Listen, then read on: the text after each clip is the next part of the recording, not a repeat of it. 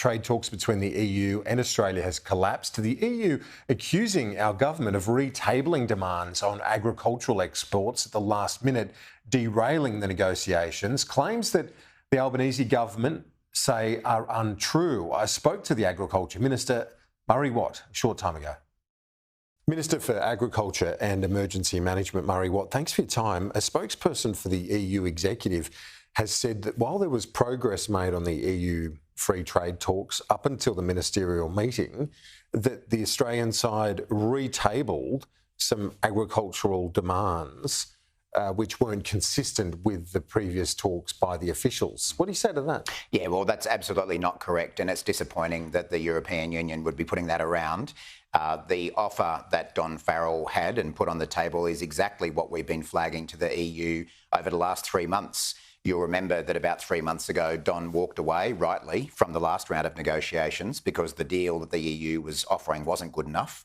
And unfortunately, what's happened here is that the EU have barely budged from a deal that we told them 3 months ago wasn't acceptable.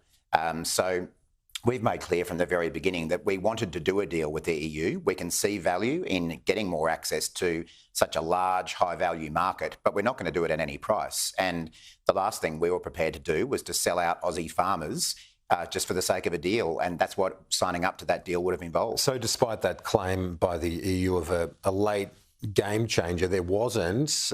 Was it fundamentally just that they weren't going to budge That's on exactly reducing right. tariffs for agriculture? Yeah, that's exactly right. It's partly about tariffs and partly about the volume of exports that they would accept from us for things like beef, sheep, sugar, dairy, the terms of those exports.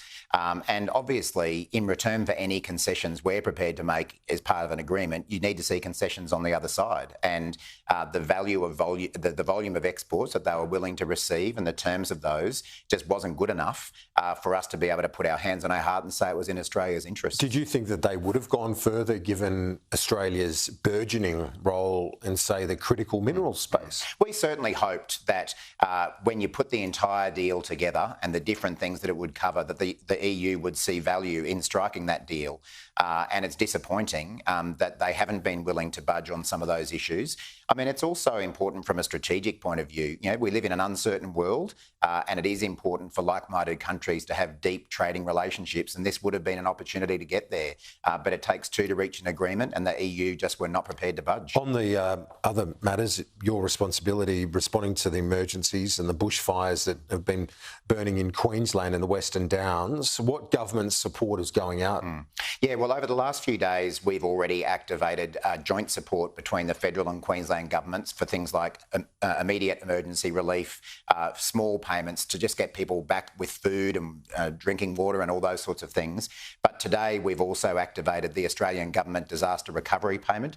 That's the one that involves a $1,000 payment to each adult and a $400 payment to each child, where you're talking about serious loss and damage. So those payments will be available tomorrow from 2 p.m. through the Services Australia website or MyGov, and I'd encourage people to be involved. But obviously, as this rolls on, if further support is necessary, then we'd of course work with the Queensland Government to provide it. We're into that fire season. You've also announced a disaster stockpile. How's that going to work, particularly in terms of accommodation? Yeah, for sure. So this is obviously the next step in our plan to make sure that we're much more disaster ready as a country. We've obviously done a lot in that space since coming to power, and this is the next thing. So yesterday in Adelaide, I announced the beginnings of a new national emergency management stockpile.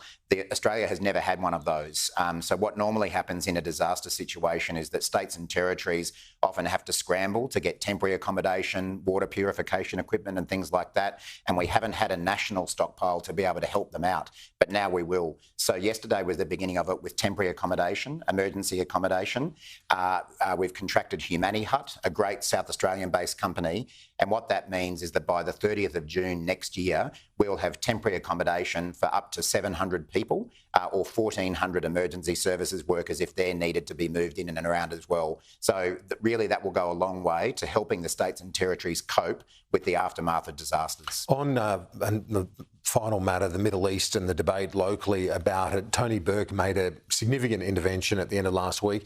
Peter Dutton on our program yesterday said that Tony Burke, to his great shame, is playing to his constituency within his own electorate when he should be acting in the national interest. Are the breakouts from Cabinet undermining the government's unity of message? No, I don't think they are. I mean, from the very beginning, whether it be the Prime Minister, Foreign Minister or other ministers, we have all absolutely condemned Hamas for the abhorrent attacks it undertook on Israel. We've always said that Israel has a right to defend itself, but that the way they do that matters, and that, and a loss of an Israeli life is a terrible thing, a loss of a Palestinian life is a terrible thing. I think, unfortunately, Peter Dutton just tries to divide the Australian community and seek division, no matter what the topic, and he's now up to it with a conflict that's already cost thousands of lives. And I think that says more about Peter Dutton and his character than it does about anyone else. It's a diabolical issue at so many levels, but you look at the abstention the government undertook at the UN on that truce. Australia abstained. You've copped flack from the Greens and others for not voting with the truce, and you've copped flack from Peter Dutton coalition because you abstained. You should have supported Israel and the United States. Are you on the fence? No, I don't think we are. What we're doing is trying to maintain consistency with that bipartisan motion that Peter Dutton helped back here in the Australian Parliament, which did condemn Hamas, which did recognise Israel's right to exist, but also recognised that we need to apply international law. So we're maintaining that position. We maintained it at the UN over the weekend.